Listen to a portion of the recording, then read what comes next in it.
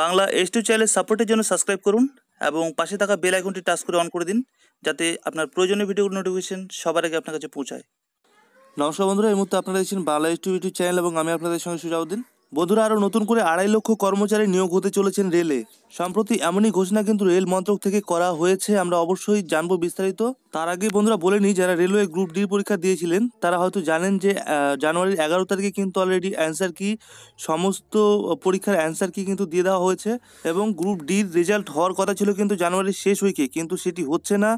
Result হতে হতে সম্ভবত ফেব্রুয়ারির মাঝামাঝি সময় চলে যাবে। বন্ধুরা, সমস্ত খবরাখবর পাওয়ার জন্য আপনাদের কাছে ছোট্ট একটি অনুরোধ করবো, যারা এখনো বাংলা H2 ইউটিউব চ্যানেলকে সাবস্ক্রাইব করেননি তারা অবশ্যই সাবস্ক্রাইব করে দেবেন, সঙ্গে বেল আইকনটি অন করে দেবেন, যাতে আপনাদের প্রয়োজনীয় ভিডিওগুলি সবার আগে আপনাদের কাছে পৌঁছায়। তো বন্ধুরা, চলুন আজকের মূল আলোচনায় ফিরে আসি। দেখেন বন্ধুরা, এখানে স্পষ্টভাবে লেখা আছে রেলে আগামী 2 বছরে আরও 2.5 লক্ষ থাকবে নতুন 10% সংরক্ষণ। তো বন্ধুরা, এটি অবশ্যই একটি গুরুত্বপূর্ণ আপডেট। কেন্দ্র সরকারের তরফ থেকে রেল মন্ত্রক কিন্তু এটি জানিয়ে দিয়েছেন।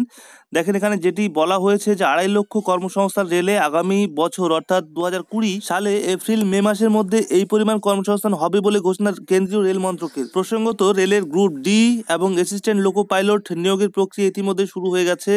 ফলে মূলত ও ক্যাটাগরি অর্থাৎ নন টেকনিক্যাল পপুলার ক্যাটাগরিভুক্ত পদগুলিতে নিয়োগ হবে বলে আশা করা যায়। এখানে বলা হয়েছে 2018 সালে ভারতীয় রেলের গ্রুপ সি এবং গ্রুপ ডি পদে প্রায় 2.5 লক্ষ পদের নিয়োগের প্রক্রিয়া শুরু হয় এবং সেই প্রক্রিয়া এখনো চলছে। বুধবার কেন্দ্রীয় মন্ত্রী পীযূষ গোয়াল রেলে আরও 2.5 লক্ষ কর্মসংস্থানের পরিকল্পনার কথা ঘোষণা করেন। এর পাশাপাশি সরকারিভাবে রেলের এই নিয়োগ প্রক্রিয়াতেই 10% উচ্চ বর্ণের মধ্যে আর্থিক পিছিয়ে থাকাদের জন্য সংরক্ষণের ব্যবস্থা করা হতে চলেছে।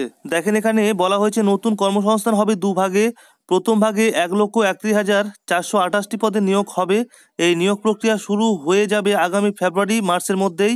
সেই নিয়োগ প্রক্রিয়া শেষ করে দেওয়া হবে 2020 সালে মে মাসের মধ্যে। তারপরে এখানে বলা হয়েছে রেল থেকে জানানো হয়েছে বর্তমানে ভারতীয় রেলের পরিসর অনুযায়ী 15,06,978 জন কর্মী প্রয়োজন, যার মধ্যে বর্তমানে আছে 12,23,622 জন। ঘাটতি রয়েছে 2,82,900, যার মধ্যে 2008 সালে 1,51,548টি পদের নিয়োগ প্রক্রিয়া চলছে। বাকি পদগুলি আগামী মাসের মধ্যে কাজ শুরু করে দেওয়া হবে বলে জানানো হয়েছে। আর এই 2 বছরে অবসর নেবে প্রায় 99,000 কর্মী। দ্বিতীয় ভাগে সেই শূন্য পদগুলিতে নিয়োগ শুরু হবে এবং সেই নিয়োগ প্রক্রিয়া শেষ করা হবে 2019 সালে জুলাই-আগস্ট মাসে। রেল মন্ত্রক জানিয়েছেন এই 2 ক্ষেত্রে 10% সংরক্ষণের যে নতুন ঘোষণা করা হয়েছে তা কার্যকর করা শুরু হবে। তো বন্ধু, এমপ্লয়মেন্টের জন্য এটি একটা অবশ্যই খুশির খবর। আপনারা এই চ্যানেলের সঙ্গে থাকবেন, যখনই ফর্ম ফিল আপ শুরু হবে আমরা অবশ্যই জানিয়ে দেবো। আপনারা অবশ্যই সাবস্ক্রাইব করে চ্যানেলের সঙ্গে থাকবেন।